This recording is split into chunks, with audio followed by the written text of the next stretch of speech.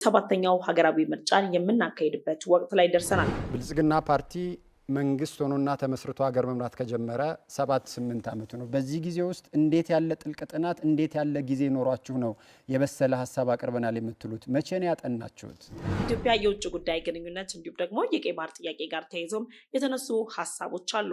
የሀገራትን ሉዓላዊነት ባከበረ መንገድ በተለያየ ሰጥቶ መቀበልና በስምምነት የባህር በር ጥያቄያችን እውን ሊሆን ይችላል። የፖለቲካ ፓርቲዎች በጓዳቸው ሲያደርጓቸው የነበሩ ዝግጅቶች ላይ አለመግባባት ላይ መድረሳቸውን ወይም ደግሞ የጋራ አቋም አለመያዛቸውን የሚያሳይ ሁነትም በመድረኩ ተከስቷል። በሕግ ያገኘነውን የባህር በርና ታሪካዊ መብታችንን ያሳጣ ስርዓት ተገንብቶ ስለነበር ያንን በትግል አስወግደናል።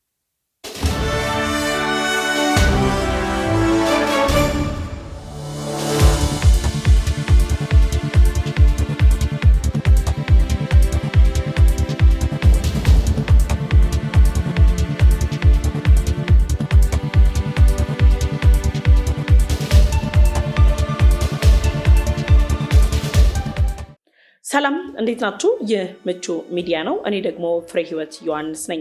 በሀገራችን ኢትዮጵያ ባለፉት 6 የምርጫ ታሪኮች ላይ ያየናቸውን የፖለቲካ ፉክክር አውዶች እንዲሁም ደግሞ የምርጫ ሂደቱን ታዝበን ጠንካራ የሆኑትን ተመልክተን እንዲሁም ደግሞ በስህተት የተነሱ ሐሳቦችን ለማረም የሚያስችሉ መነሻዎችን ወስደን ሰባተኛው ሀገራዊ ምርጫን የምናካሄድበት ወቅት ላይ ደርሰናል።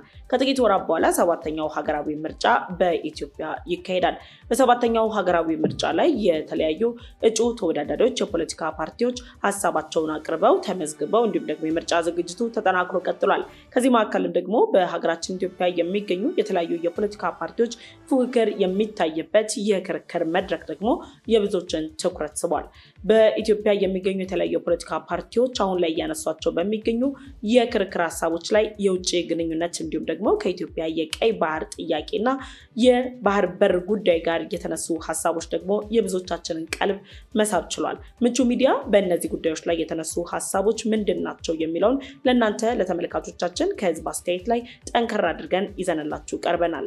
ለዩቲዩብ ቻናላችን አዲስ ከሆናችሁ የደወል ምልክቷን ተጭናችሁ ቻናላችንን ሰብስክራይብ በማድረግ ቤተሰብ እንድትሆኑ ጠየቅናችሁ። ቻናላችንን ሰብስክራይብ አድርጋችሁ ቤተሰብ ከሆናችሁ ደግሞ ላይክ እና ሼር በማድረግ ለወዳጅ ዘመዶቻችሁ በማጋራት የምቹ ሚዲያ የሚያቀርብላችሁ መረጃዎች እንድትከታተሉ ጋብዛችኋለሁ። በሰባተኛው ሀገራዊ ምርጫ ምን ታዘብን፣ እነማንስ ምን አሉ የሚለውንም ይዤላችኋለሁ። አብራችን ቆዩ።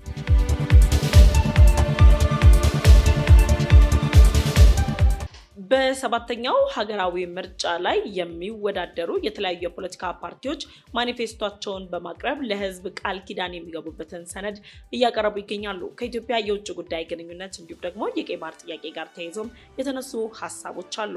ከነዚህ መካከልም ጥቂቶቹ ኤርትራ የኢትዮጵያ አካል ነበረች፣ ኤርትራን በኢትዮጵያ እንጠቀልላታለን ያሉም ተሰምተዋል። ኤርትራን በተመለከተ ኤርትራ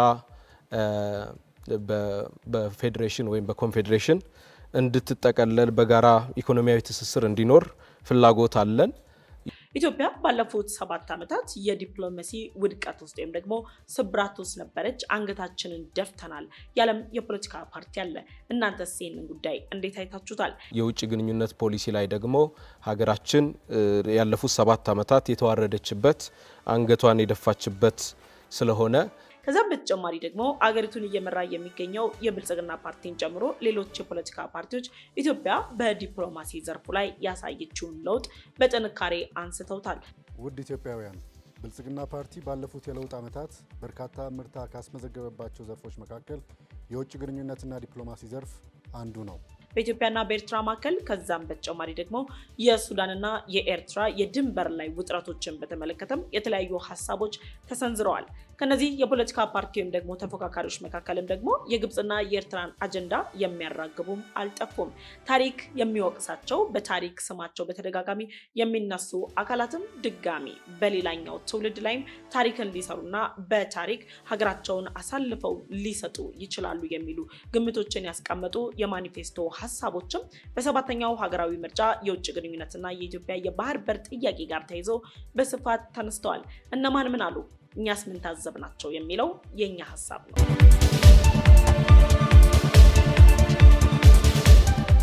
በሰባተኛው ሀገራዊ ምርጫ ላይ የሚሳተፉ የተለያዩ የፖለቲካ ፓርቲዎች አሁን ላይ በኢትዮጵያ የውጭ ግንኙነት እንዲሁም ደግሞ ከቀይ ባህር ጥያቄ ጋር ተያይዞ ባነሷቸው ሀሳቦች የብዙዎቻችንን ትኩረት ስበዋል። ብዙዎቻችንም የተለያዩ አስተያየቶችን እንድንሰጥባቸው አድርገውናል። በኢትዮጵያ ባሉ አጠቃላይ ሁኔታዎች ላይ ባለፉት 7 ዓመታት ከዛም በተጨማሪ ደግሞ በነበሩት ሂደቶች ላይ የኢትዮጵያን የዲፕሎማሲያዊ ግንኙነት እንዴት ተመለከት ነው ወይም ደግሞ ምን ለውጦች መጡ ወይስ ደግሞ ምን ክፍተቶች ነበሩ በሚለው ጉዳይ ላይም አስገራሚ አስተያየት ተሰንዝሯል። ባለፉት 7 ዓመታት ኢትዮጵያ በዲፕሎማሲ ዘርፍ ላይ አንገቷን የደፋችበትና ቀና ብላ እንዳትሄድ የተደረገችበት አካሄድን እየተከተለች ነው የሚል ትችትም ተሰንዝሯል። ከዛ በተጨማሪም በመድረኩ የነበሩ የተለያዩ ፖለቲካ ፓርቲዎችም ኢትዮጵያ በ7 ዓመታት ያሳየችው የዲፕሎማሲ ግንኙነት ከጎረቤት ሀገራት እስከ ሀያላን ሀገራት የፈጠረችው ጥምረት መሻሻልን የሚጠይቅ ጥሩ መነሳሳት እንደሆነም ተገልጿል። ብልጽግና ፓርቲ በዚህ ጉዳይ ላይ ያለው ጉዳይም አለ። የብልጽግና ፓርቲ የኢትዮጵያን የዲፕሎማሲ ግንኙነት ወይም ደግሞ ከውጭ ሀገራት ጋር ያለውን ጥምረት በተመለከተ ባስቀመጠው ሂደት ላይ ከተለያዩ ጎረቤት ሀገራትና ሀያላን ሀገራት ጋር የኢትዮጵያን ብሔራዊ ጥቅም ባስጠበቀ መልኩ በጋራ ለመስራት የሚያስችል ስምምነቶች ላይ ተደርሰዋል ወይም ደግሞ በጋራ እየተሰራ ይገኛል። ዲፕሎማሲያችን አንድ ደረጃ ከፍ ብሏል የሚል ሀሳብን ያነሳል። ኢትዮጵያ ባለፉት 7 ዓመታት ወድቃለች፣ ለወደቀችበትም ደግሞ ዋነኛ መነሻው የዲፕሎማሲ ስብራት ነው የሚሉ የፖለቲካ ፓርቲዎች ታዲያ የኢትዮጵያን የዲፕሎማሲ እድገት እንዴት ይመለከቱታል? ዓለም በሙሉ በኢትዮጵያ የዲፕሎማሲ እንቅስቃሴና እያሳየች ባለችው የዲፕሎማሲ ጫና ምክንያት እውቅና ሰጥቷት ብልጫ በወሰደችበት በዚህ ወቅት ላይ ኢትዮጵያ በእውነቱ ከሆነ ዲፕሎማሲያዊ ስብራት ውስጥ ትገኛለች ማለት ጥያቄ ምልክት ውስጥ አያስገባም የሚል አስተያየቶችም ብዙዎችን ሰንዝረዋል።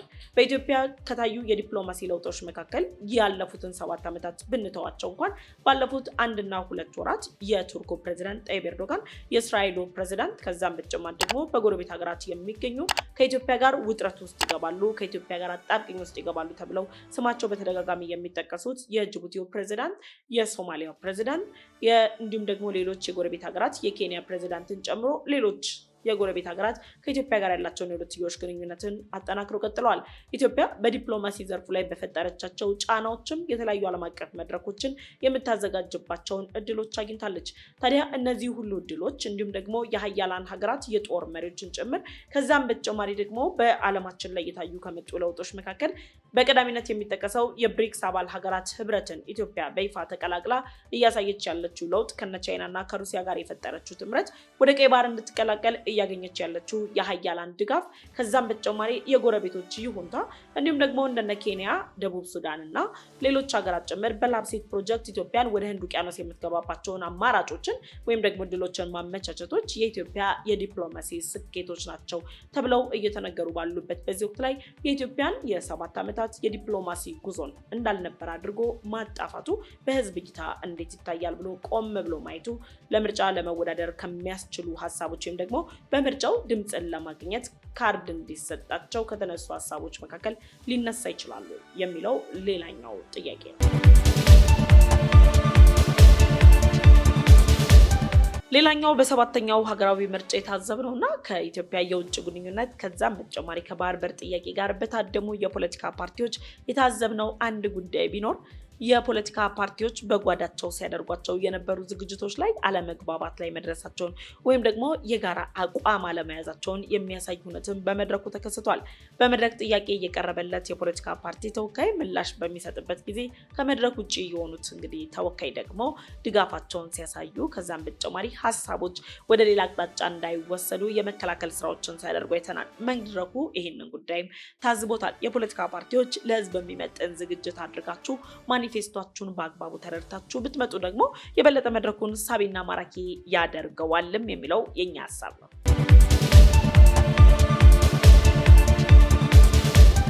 በሰባተኛው ሀገራዊ ምርጫ ላይ ሌላ አጀንዳ የነበረው ከውጭ ግንኙነት ጋር ተያይዞ የሚነሳው በሌሎች ሀገራት ጉዳይ ላይ የኢትዮጵያ ጣልቃ ገብነትና የኤርትራና የሱዳን ጦር በኢትዮጵያ ድንበር ላይ የሚያደርጉት እንቅስቃሴ ጋር ተያይዞ የተለያዩ ሀሳቦች ተነስተዋል።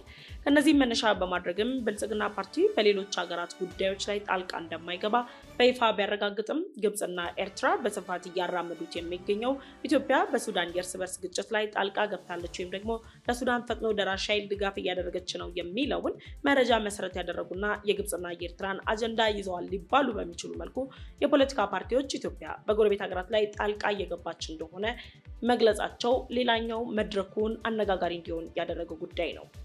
ከኢትዮጵያ የውጭ ጣልቃ ገብነት በተጨማሪ አሁን ላይ በኢትዮጵያ ግዛት ውስጥ እየተንቀሳቀሱ የሚገኙት የኤርትራ የጦር ሰራዊትን በተመለከተም የተለያዩ ሀሳቦች ተነስተዋል። ከነዚህ በተጨማሪ ደግሞ እጅግ አስገራሚ የተባለው የትብብር ፓርቲ ያቀረበው ሀሳብ ነው። በሱዳን ያለው የእርስ በርስ ግጭትን ተከትሎ በኢትዮጵያና በሱዳን መካከል የሚፈጠረው የድንበር ውጥረት ላይ ትብብር ለኢትዮጵያ አገላጋይ ወይም ደግሞ አሸማጋይ ሆኖ ይቀርባል እንጂ የሁለቱ ጉዳይ ላይ ጣልቃ በመግባት የሀገርን ብሔራዊ ጥቅምና ሉዓላዊነትን ለማስጠበቅ አይሰራም ተብሏል። ወሮ የያዘውን መሬት ማስመለስ ላይ ትብብር ለኢትዮጵያ አንድነት አቋም ምንድን ነው? መንግስት ማንም ቢሆን እንዲህ አይነት እርምጃ ቢወስድ አሰላልፋችሁ ምን ይሆናል? ኮሳቸው እንዲጣቆሙ ስለዚህ አሸማጋይ ነው የምትሆነው። ኢትዮጵያም ተላላኪ እንዳትሆን ሀሳባቸውንም የገለጹት ራሳቸው የፓርቲው ተወካይ ናቸው። ከዚህ በተጨማሪ የኤርትራ ጦርን በተመለከተ የውጭ ጉዳይ ሚኒስቴር በተደጋጋሚ ደብዳቤዎችን ጽፏል። የኢትዮጵያ የግዛት አካላት ላይ ወይም ደግሞ በትግራይ ክልል አንዳንድ አካባቢዎች ላይ የኤርትራ ጦር በስፋት እየተንቀሳቀሰ መሆኑን ገልጸው የኤርትራ ጦር ከአካባቢው ለቆ እንዲወጣም ጭምር የኢትዮጵያ መንግስት ጥሪውን አቅርቧል። የሀገርን ሉዓላዊነት የሀገርን ዳር ድንበር ማስከበር ከሚለው ጋር የፖለቲካ ፓርቲዎች የጋራ መግባባት ላይ ደርሰዋል ወይ ብለን የምናይ ከሆነ በሰባተኛው ሀገራዊ ምርጫ ላይ ለህዝብ ማኒፌስቶቸውን እያቀረቡ የሚገኙ የፖለቲካ ፓርቲዎች የእውነት የሀገርን ክብርና ዳር ድንበርን ያስጠብቁልናል ወይ ብለን ካየነው ጥያቄ ምልክት ውስጥ የሚያስገባቸው ሀሳቦችም በመድረኩ በስፋት ተነስተዋል።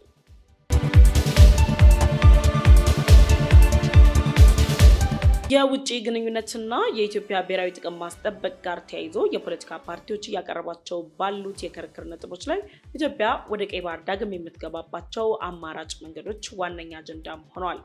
የብልጽግና ፓርቲ በተደጋጋሚ እንደሚገልጸው ኢትዮጵያ አሁን ላይ እያደረገች ባለችው እንቅስቃሴ በሰጥቶ መቀበል መርህ በዲፕሎማሲያዊ ጥምረት የቀይ ባህር ጥያቄዋን አስመልሳ ዳግም ባለፉት 3 አስርት ዓመታት ካራቀችበት ቀይ ባህር ላይ በክብር የምትመለስበት ጊዜ አሁን መሆኑን ገልጿል። ከዚህ ጋር ተያይዞም የተለያዩ አስተያየት ሰጪዎች የሚሰጧቸው አስተያየቶች ብልጽግና ፓርቲ አጀንዳውን ያነሳው ከቅርብ ጊዜያት ወዲህ ለፖለቲካ ዓላማ ነው እያሉ ይገኛሉ።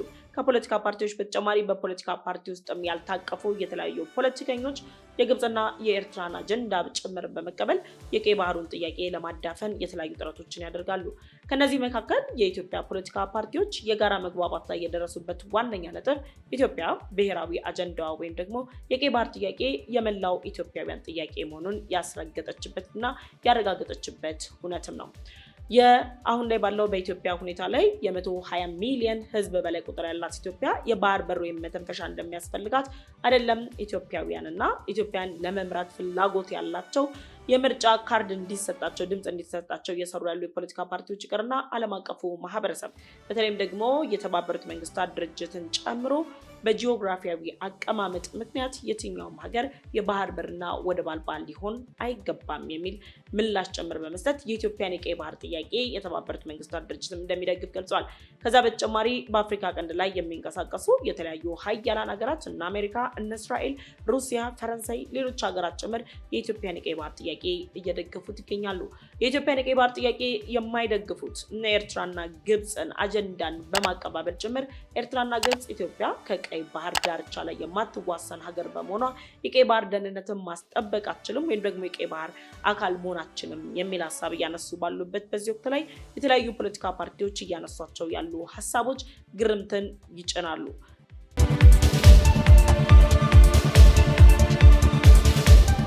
ትብብር ለኢትዮጵያ ፓርቲ ከኢትዮጵያ የቀይ ባህር ጥያቄ ጋር አያይዞ ባነሳው ሀሳብ ላይ የኢትዮጵያ ፍላጎት የአሰብ ወደብን አግኝቶ ወደ ቀይ ባህር መመለስ ብቻ ሳይሆን ኤርትራንም የግዛታችን አካል አድርገን እንጠቀልላታለን ብለዋል። ከኤርትራ መጠቅለል ጋር በተጨማሪ ግን አሁን ላይ በኢትዮጵያና በኤርትራ መካከል ያለው የሁለትዮሽ ግንኙነት ሻክሮ ኢትዮጵያ ወደ አሰብ ወደብን በእጇ እንዳታስገባና ወደ ቀይ ባህር እንዳትገባ ያደረጋት ዋነኛ ምክንያት በማለት ያስቀመጡት መርህ አልባ ግንኙነትና በጥድፊያ የተሞላ ዲፕሎማሲ ብለው ተችተውታል።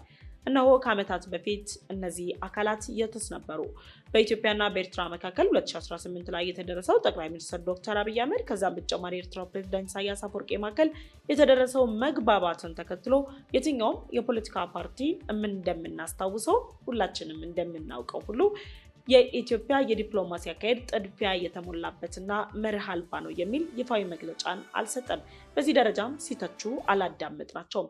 ዛሬ ላይ ግን የምርጫ ካርድን ለማግኘት በሚመስል መልኩ ኢትዮጵያ የተከተለችው አካሄድ መርህ አልባና የጥድፊያ ዲፕሎማሲ እንደሆነ ጭምር ይገልጻሉ።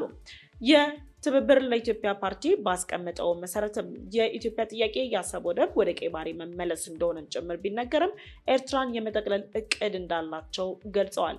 ለህዝብ ቃል ኪዳንን ገብቶ ኤርትራን ሳይጠቀልሉ ቢቀሩ ግን ምንም ይሆን ይመስላችኋል?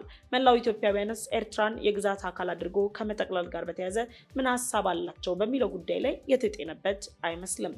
ያንን ሀገር ሉዓላዊ ክብር በመጣስ አንድን ሀገር ሉዓላዊነቷን ጥሶ ኤርትራን የመጠቅለል እቅድን እያራመደ ያለው የትብብር ለኢትዮጵያ ፓርቲ ነገ በትውልድና በታሪክ የሚደርስበትን ተጠያቂነትስ እንዴት ይፈታዋል የሚለው የሁላችንም ጥያቄ ነው። የኤርትራ ባለስልጣናት በተደጋጋሚ ኢትዮጵያ እያቀረበች ያለችው የቀይ ባህር ወይም ደግሞ የባህር በር ፍላጎትን በቀጥታ እያያያዙት ያሉት ሉዓላዊነትን በመጣስ የኤርትራን የግዛት አንድነትን በማፈራረስ የግዛት አካል አድርጎ የመጠቅለል ነው ይላሉ። ትብብር ለኢትዮጵያ አሁን ላይ ከአሰብ ወደብና ከኤርትራ ጋር ተያይዞ የሚያነሳው ሀሳብ የኤርትራ መንግስት ባለስልጣናት ኢትዮጵያን በዓለም አቀፍ ተቋማት ጭምር የአንድን ሀገር ሉዓላዊነት ጥሳለች በማለት ከሚያነሱት ክስ ጋር የሚቀራረብ ነው። በነገራችን ላይ እነዚህ አካላት ሁለት የተለያዩ አንድ ገጾች ናቸው ለማለት የሚያስደፍሩ አይነት አካሄዶችንም ለማስተዋል ችለናል። ከዛም በተጨማሪ የተለያዩ የታሪክ አዋቂዎችና በወቅቱ የነበሩ ግለሰቦች ትብብር ለኢትዮጵያ የ1960ውን ታሪክ ረስቶታል ወይም ዘንግቶታል ሲልም ያነሳሉ።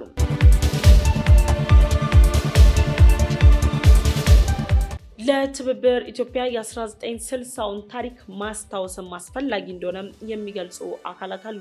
ትብብር ለኢትዮጵያ የ1960ውን ታሪክ ዘንግቶታል ወይስ አልዘነጋም የሚለውን ለራሱ ለትብብር ለኢትዮጵያ ደጋፊዎችና እንግዲህ ፓርቲውን ወክለው ለሚወዳደሩ ሰዎች ጥያቄውን እንተውላቸዋለን። ከዚህ በተጨማሪ ትብብር ለኢትዮጵያ አሁን ላይ በያዘው አቋም ላይ በሱዳን መንግስት ወይም ደግሞ በጀነራል አልቡርሃን የሚመራው ጦር በኢትዮጵያ ድንበር አካባቢ ላይ የተለያዩ ጥቃቶችን ቢከፍትና ወረራን ቢፈጽም የፓርቲው ሚና ምንድነው በሚል ለተቀረበው ጥያቄ የሰጡት ምላሽም ሌላኛው አነጋጋሪ ጉዳይ ነው። የማሸማገልን ሚና እንወስዳለን ብለዋል።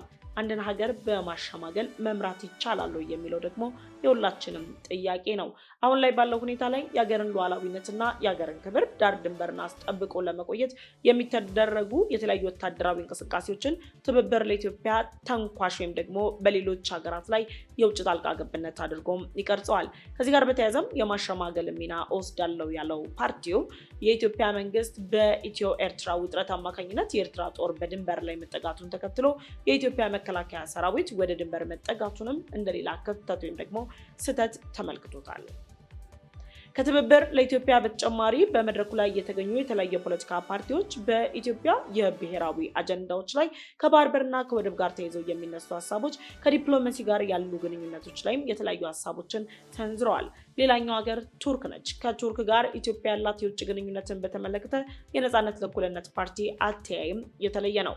ነጻነት ለእኩልነት ለቱርክ እያደላ ከዛ በተጨማሪ ኢትዮጵያ የምትፈጥራቸው የሁለትዮሽ ግንኙነቶችና ዲፕሎማሲዎች የራሷን ጥቅም ከማስጠበቅ በተጨማሪ የቱርክን ፍላጎት ለማሳካት የሚደረጉ ጥረቶችና የቱርክን አጀንዳ ተቀባይ ናት ወይም ደግሞ ኢትዮጵያ ተልኮ ተቀባይና ተልኮ ፈጻሚ ናት የሚሉ ስያሜዎችን የሰጧቸው አይነት የዲፕሎማሲ እንቅስቃሴዎችም በሀገሪቱ ላይ መኖራቸውን ገልጸዋል። እነዚህ ደግሞ ከእውነታነት አንጻር ስናያቸው ኢትዮጵያ የትኛውን ሀገር ተልኮ እየተቀበለች ነው፣ የትኛውን ሀገር ተልኮ እያስፈጸመች ነው የሚለው ሌላኛው መነጋገሪያ ጉዳይ ነው። ከባህር በርና ከቀይ ባህር ጥያቄ ጋር ተያይዞ በሀገራችን እየተፈጠሩ ያሉ የተለያዩ ሐሰተኛ ትርክቶችም ሌላው የመድረኩ ድምቀቶች ነበሩ። ከትርክት ጋር በተያያዘ የተለያዩ የፖለቲካ ፓርቲዎች በኢትዮጵያ የቀይ ባህር ጥያቄ እንዳይነሳ ባለፉት 3 አስርት ዓመታት የኤርትራ መንግስት ባለስልጣናትና ኢትዮጵያን ከኤርትራ መንግስት ባለስልጣናት ጋር ተሻርከው ባህር አልባ ያደረጉ አካላት የቀይ ባህርን አጀንዳ ለአንዴና ለመጨረሻ ጊዜ ቀብረነዋል ብለውም ነበር። ነገር ግን እንዳሰቡት አልሆነም። ከቅርብ ጊዜያት ወዲህ ውስጥ ለውስጥ ሲሰለሰል ቆይቶ በይፋ ኢትዮጵያ አሁን ላይ የቀይ ባህር ጥያቄን አቅርባለች። ይህ ደግሞ ለኤርትራ መንግስት ባለስልጣናት ብቻ ሳይሆን ከኤርትራ ጋር ለሚሻረኩ ሀገራትና ዛሬ ላይ መልካቸውንና ስማቸውን እየቀያየሩ በተለያዩ የፖለቲካ ፓርቲዎች ውስጥ እየተሳተፉ ለሚገኙ ግለሰቦች ጭምር አስደንጋጭ የሆነ ክስተትም እንደሆነ ነው የተነገረው። ከዚህ ጋር በተያያዘም ታዲያ የኢትዮጵያ የፖለቲካ ፓርቲዎች የጋራ አቋማቸውን ከማስቀመጥ ባለፈ የኢትዮጵያ የቀይ ባህር ጥያቄ የጋራ አጀንዳቸው ብሔራዊ አጀንዳቸው እንደሆነም ጭምር ገልጸዋል። በጥቅሉ እነዚህ አካሄዶች በሙሉ በዲፕሎማሲያዊ መንገድ ይፈታሉ ወይ? የሁላችንም ጥያቄ ነው።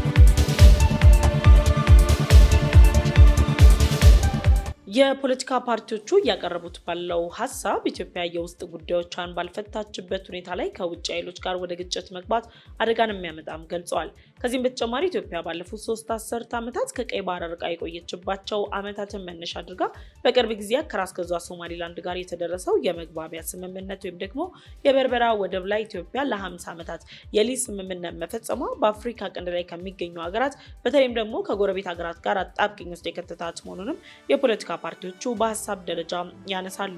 በፉክክር ሜዳው ላይ የተገኘው የኢዜማ ፓርቲ ደግሞ በኢትዮጵያ መንግስት አሁን ላይ እያደረገ ያለው ከቀይ ባህር ጥያቄ እንዲሁም ደግሞ የባህር በር ጉዳይ ጋር ተያይዞ ከውስጥም ሆነ ከውጭ የሚነሳ የትኛውንም ኃይል ከመንግስት ጎን በመሰለፍ ወይም ደግሞ ከገዢው ብልጽግና ፓርቲ ጋር በመሰለፍ ለመከላከል ዝግጁ መሆኑን በመግለጽ አጋርነቱን አሳይቷል። የተለያዩ የፖለቲካ ፓርቲዎች በማለት በሚቻል መልኩ አብዛኞቹ የኢትዮጵያን የቀይ ባህር ጥያቄ እየደገፉ ያሉበት ሁኔታም አለ።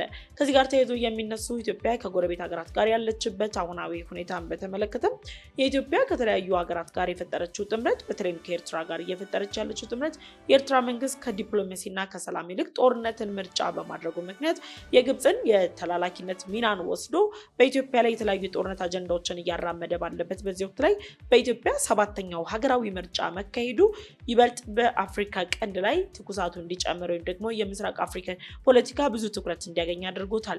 7ኛው ሀገራዊ ምርጫ በኢትዮጵያ ይካሄድ እንጂ እንደ ጅቡቲ፣ ኬንያ፣ ሌሎች ሀገራትም ሀገራዊ ምርጫቸውን በዚህ ዓመት እንደሚያካሂዱ ይታወቃል። በእነዚህ ሁሉ እንቅስቃሴዎች ላይ ታዲያ ኢትዮጵያ ባለፉት ዓመታት ላይ ያልነበሩ የዲፕሎማሲ ልምምዶች የታዩባቸው የምርጫ ውድድሮች ወይም ደግሞ የምርጫ ፉክክሮችን እያስተናገደች ትገኛለች።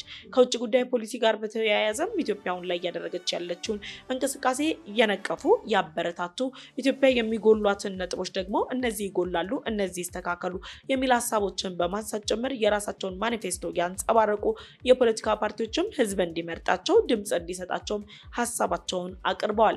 እኛም ደግሞ ሀገርን አሳልፎ ለመስጠት የኢትዮጵያን ብሔራዊ ጥቅም ላይ የሚደራደር አካል መኖሩን ከዛም በተጨማሪ ደግሞ የኢትዮጵያ የቀይ ባህር ጥያቄ የመላው ኢትዮጵያውያን ጥያቄ መሆኑን የተረዳንበት አንዳንዴም ደግሞ የኢትዮጵያ የቀይ ባህር ጥያቄ የሌሎች የውጭ አካላት አጀንዳ እንደሆነ ጭምር እንድንረዳው ያደረጉና ኢትዮጵያ እየፈጠረች ያለችው የዲፕሎማሲ እንቅስቃሴ ከጥንካሬው ይልቅ ክፍተቶችን ብቻ መርጠው ማየትን የመረጡ አካላት እንዳሉም ጭምር ተገንዝበናል። ኢትዮጵያ ባለፉት 7 ዓመታት ከዛም በቀደሙ ጊዜያት ላይ በዲፕሎማሲ ላይ ከቀን ወደ ቀን እያሳየች ያለችው ለውጥ ያልተዋጠላቸው ከውስጥ ኃይሎች በተጨማሪ በውጭ ያሉ ኃይሎችም ኢትዮጵያ እየወሰደች ያለችውን ዲፕሎማሲያዊ ብልጫን ዝቅ ለማድረግም የተለያዩ ስራዎችን እየሰሩ መሆናቸውን የሚያሳዩ ሀሳቦችም ተነስተዋል። በሀገራችን የምርጫ ታሪክ ላይ እየተሳተፉ ያሉ የፖለቲካ ፓርቲዎች ሀገራዊና ብሔራዊ አጀንዳዎቻችን ላይ የጋራ መግባባት ላይ መድረሳቸው ደግሞ ኢትዮጵያ በቀይ ባህር ላይ እያነሳች ያለችው ጥያቄ ተገቢነት ያለው ከዛም በተጨማሪ ደግሞ በኤርትራ ላይ እያሳየች ያለችው የአሰብ ወደብ የታሪክና የሕግ ይገባኛል ጥያቄን ምላሽ የሚሰጥ ነው። በተቃራኒው ኢትዮጵያ በኤርትራ ላይ ምንም አይነት የወረራ ፍላጎትም ሆነ ፍቃድ እንደሌላት ጭምር በተደጋጋሚ ስትገልጽ ቆይታለች። ጠቅላይ ሚኒስትር ዶክተር አብይ አህመድም በይፋ በሰጡት ጋዜጣዊ መግለጫ ላይ የመጠቅለል እቅድ እንደሌላቸው ገልጸዋል። አዳዲስ የፖለቲካ ፓርቲዎች ግን በዚህ የውድድር መድረክ ላይ ኤርትራን እስከ መጠቅለል የሚደርስ ብሔራዊ ጥቅምን የማስጠበቅ አጀንዳ እንዳላቸው ጭምር ገልጸዋል። የትኛውን የፖለቲካ ፓርቲ ትመርጣላችሁ? የትኛው የፖለቲካ ፓርቲ በውጭ ግንኙነት ፖሊሲው ከኢትዮጵያን ብሔራዊ ጥቅም ማስጠበቅ ጋር ተያይዞ ለእናንተ ምርጡ ነው አላችሁ? የምርጫ ካርዳችሁን ወስዳችሁ ለእናንተ የሚበጀውን እንዲሁም ደግሞ ለሀገር ይጠቅማል የምትሉትን የፖለቲካ ፓርቲም እንደምትመርጡ ተስፋ እናደርጋለን። በምርጫ ሂደቱ ላይ አሸናፊ ለመሆን ወይም ደግሞ የህዝብን ድምፅ ለማግኘት የሚደረጉ ሀሰተኛ ትርክቶች፣ የሚደራጁ ፕሮፓጋንዳዎች፣ የሚደረጉ የተለያዩ እንቅስቃሴዎች ግን በገዢው ፓርቲን ጨምሮ በሌሎች የፖለቲካ ፓርቲዎች ጭምር በህዝብ ዘንድ ተቀባይነት ሊኖራቸው የማይገባና ለህዝብ የማይመጥኑ መሆናቸውን ተከትሎ የፖለቲካ ፓርቲዎች ራሳቸውን እንዲታዘቡና ራሳቸውን እንዲቃኙም የሁላችንም ሐሳብ ነው። ምቹ ሚዲያም ለናንተ መጪውን የምርጫ ጊዜ መልካሙን ይመኛል። በህዝብ ድምጽ፣ በህዝብ አሸናፊነት፣ በህዝብ ብልጫ የተመረጠው ፓርቲ መንግስት ሆኖ ደግሞ አገሪቱን ሲመራት ምን እንታዘባለን የሚለውንም ደግሞ የምናይበት መልካሙ ጊዜ እንዲገጥመንም ደግሞ የምቹ ሚዲያ የሁል ጊዜ ምኞቱ ነው። አብሬያችሁ የቆየሁት እኔ ፍሬህይወት ዮሐንስ ነበርኩኝ። የተከታተላችሁት ደግሞ ምቹ ሚዲያ 7ኛው ሀገራዊ ምርጫን በተመለከተ ያሰናዳላችሁ ልዩ መሰናዱ ነው። በቀጣይ የፖለቲካ ፓርቲዎች በምን ጉዳይ ላይ ይወያያሉ፣ ምንስ አጀንዳ ያነሳሉ የሚለውንም በስፋት ይዘንላችሁ እንቀርባለን። ዩቲዩብ ቻናላችንን ሰብስክራይብ ማድረግ እንዳይረሳ። ቸር ቆዩን።